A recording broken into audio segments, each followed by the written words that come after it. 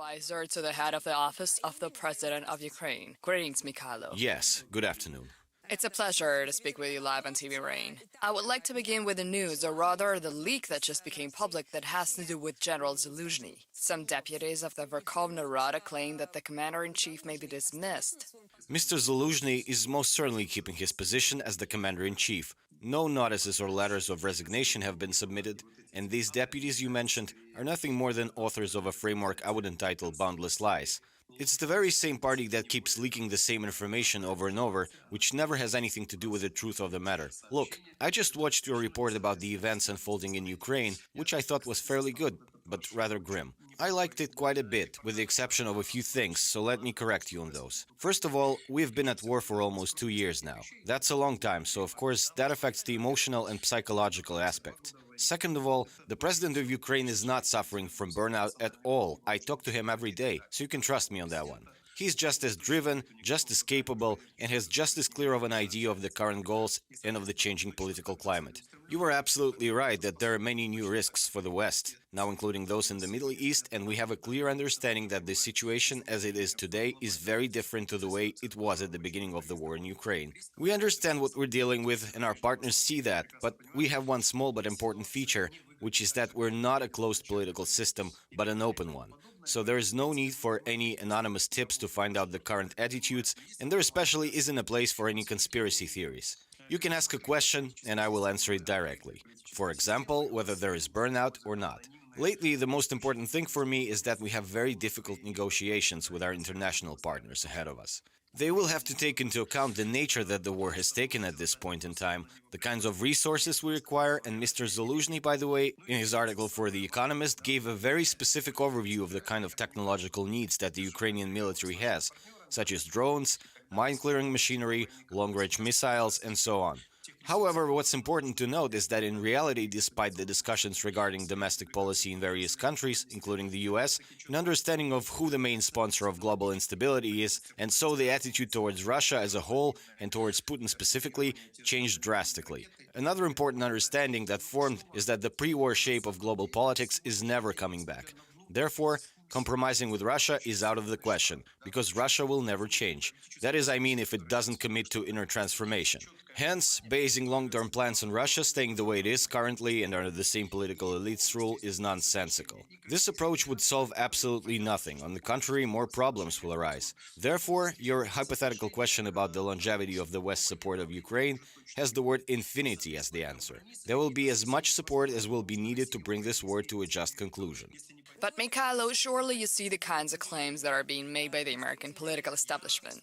I actually underlined this point in my report that you saw and complimented, that I am not saying that all American politicians or the White House suddenly decided to stop supporting Ukraine. Of course not, and Biden is currently fighting to increase it by another $60 billion. But these requests are getting denied, right? We are seeing this attitude quite vividly. What we don't know yet is how serious these attitudes may turn out to be.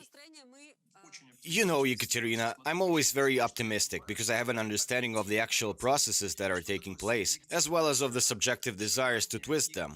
The actual processes that I'm seeing today are fully indicative of the way this war is going to develop. Whereas you're right, the subjective factors of domestic policy will include various statements, various interpretations, speculations, discussions, and so on. But I have no reason to doubt that the political elites, the main political elites in such countries as Germany, the United States, the UK, and others, have a clear understanding of the kinds of risks that Putin's Russia is generating. They have a clear understanding that their investments, for example, in Israel and Ukraine, both today, whereas yesterday was Ukraine, amount to much less than they used to. If the problem of Putin's Russia is not solved, then the increase of the total spending on global security needed to provide at least somewhat of a framework for humanity's survival will be even more serious, and the elites understand that. This is why I would like to again stress the fact that they will surely keep supporting Ukraine.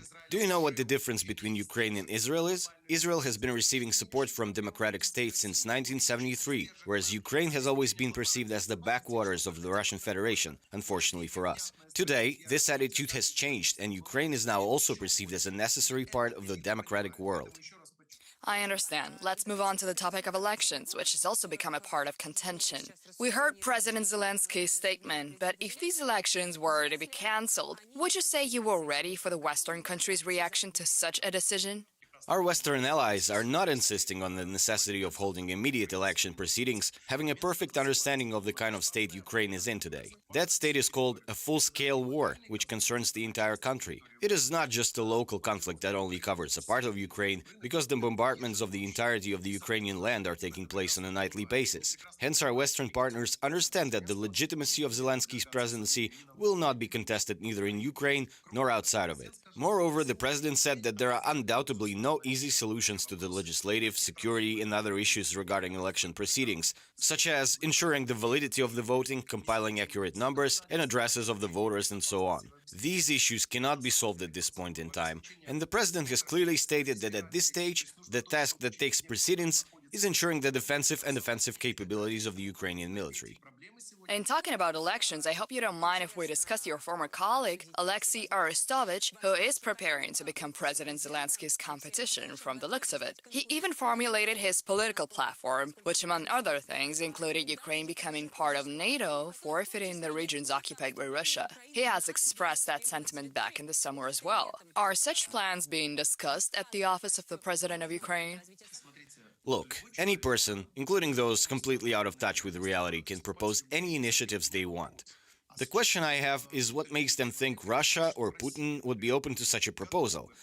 Did they tell him so? Did they say, yes, we've been fighting Ukraine for almost 2 years now trying to destroy it, but we're also fine with taking just a small piece of it, although we intended to conquer all of it and we do not object to Ukraine joining NATO? Never mind that we started the war to, as we put it, protect Russia, meaning doing everything in our power to stop Ukraine from becoming a NATO member. Various presidential candidates are going to discredit Ukraine's defensive capabilities, and by doing so drastically worsen Ukraine's position in any potential negotiations. But what makes them think that Russia, which is going to feel as if it's in a dominant position because of all of this, will agree to settle for less? Because Ukraine is a NATO member means that the Ukraine that you, Russia that is, wanted to directly or indirectly influence no longer exists.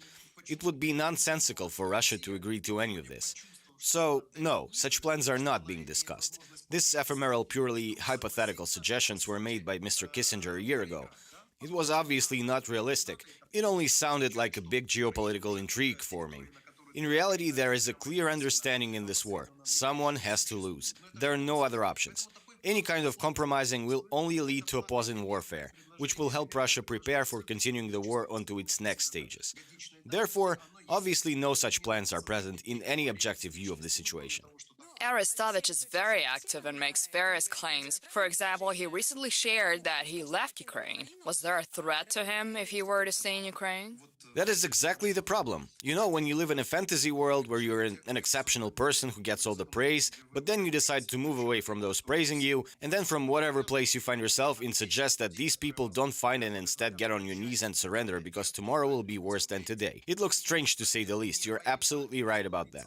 In my opinion, if you want to be a candidate in any country, obviously you can't be because there are no elections, but you want to be. You should be physically present in said country. You should be visiting various places, talking to people, aligning your expectations of the war, experiencing what these people are experiencing today, and then you can speak on their behalf to be representative in any way. But instead, you've fled the country during wartime, and you're giving out suggestions to people who have a very different view of the situation. I'm curious, how did he manage to leave the country, taking into account That's not a question for me. I do not oversee this part of the Ukrainian government. Okay, let's move on to a different topic. I hope I have enough time to ask you about Zaluzhniy. You've already spoken on the matter with my colleagues from other media resources, but my question is this. Now that a few days have passed, how would you describe the consequences of the interview he gave? Do you see a potential issue in dealing with Western allies? General Krivonos, for example, thinks that Zaluzhniy is trying to impact the information that Zelensky or his office does not want to hear onto Western allies directly. And when the General Schuster discusses, among other things, corruption with people close to President Zelensky and other issues, and you mentioned burnout, that's his quote, not mine, does this paint an accurate picture, and does Zaluzhniy's assessment paint an accurate picture?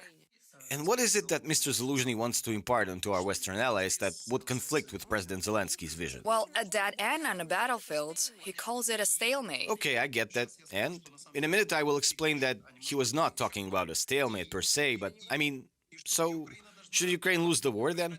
Again, get down on its knees and capitulate and so on? Should Ukraine cease working with its Western partners then? Stop fighting?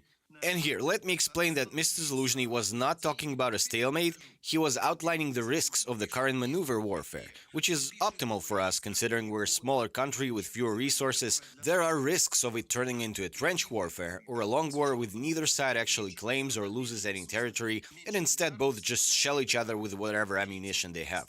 This is very dangerous, and in order for the war to not become like this, Zaluzhniy outlines clear points which, by the way, President Zelensky also makes in his official conversation with presidents, prime ministers, and chancellors of other countries. Mr. Zaluzhniy is talking about a technological breakthrough, that is, we must not only be in a contest for the most ammunition, 155mm and 152mm artillery calibers, but we need to come to an understanding that we need to dramatically increase the manufacturing or purchasing of drones of various modifications. This will fundamentally affect the situation on the front lines. Second point, he's saying that as it stands today, we're losing the battle in the air. The airspace is under full Russian control all along the front lines, meaning that we're in a serious need of support in aviation. Then the situation will change. Third point, and it's very important because this already proved its effectiveness in Crimea, is long-range missiles. If we were to have a lot more of them, and their range will be bigger, hence we'll be able to keep the transportation and logistics on the occupied territories under constant fire. This will drastically compromise the Russian supply lines, which will significantly lower their morale. Fourth point is the minefields. Yes, we certainly made the mistake, and Zaluzhniy also admits to it, of underestimating the vastness of minefields we're going to have to deal with, but today we're making corrections and requesting more mine-clearing machinery so that we could efficiently clear them. Another very important point is the gear for electronic warfare. We must invest in our own production of such gear, as well as import them and create joint manufacturing of this gear with our Western partners. This is what Zaluzhniy's article is really about, and all of this is perfectly in sync with what Mr. Zelensky is saying. The stalemate was just an emotional outburst that everyone, of course, picked up on without putting it in the right context. Yes, Mykhailo, but if you don't mind me saying, Mr. Zhavkva, the deputy head of the office of the president of Ukraine, commented on the mistakes that were made and the situation on the front lines. He talks of a panic that Zaluzhniy's interview caused among Ukraine's international partners and says it was a strange choice. How would you comment on that? Look, I think that the army men have every right to comment on the war, first of all. And second of all, this interview certainly elicited a certain response from our partners. They began asking us, are you changing your strategy? Do you want to focus on different types of arms? The president responded to that as well. The president said, yes, we are changing our strategy. We always change our strategy. This is war, so you have to adapt and make corrections in accordance with the situation on the battlefields and the conversation that are taking place in army headquarters. We certainly need to prioritize long-range artillery as well as aviation, which the president also made clear repeatedly, so I'm not seeing an emotional side in any of this or anything resembling a mood of panic. No, I am seeing the necessity to once again outline the equipment and its quantity that is needed at this stage of the war, especially seeing the obvious fatigue among our Western partners. And I wanted to stress it again that we do not have any disagreements between the political and military leadership of the country. Both Mr. Zelensky and Mr. Zaluzhniy outlined the strategy and tactics on a daily basis and what is needed to continue these efforts. Thank you very much for this conversation and such detailed answers. This has been Mykhailo Podolyak, advisor to the head of the Office of the President of Ukraine, live on TV Rain. We discussed a whole range of aspects that affect Ukraine's current position and future perspectives. We operated in Russia for 12 years, and the government tried to get rid of us 3 times. They got us on the 6th day of the war in Ukraine. Мы временно приостанавливаем работу телеканала. We left Russia, but we kept going. We have now decided to tell the truth about Russia, the war, and Russian society in English as well. Kherson is Putin's 3rd major defeat in a row. What is wrong with the Russian army? Stories no one else can tell you. Hear it right from the source. Subscribe to our channel.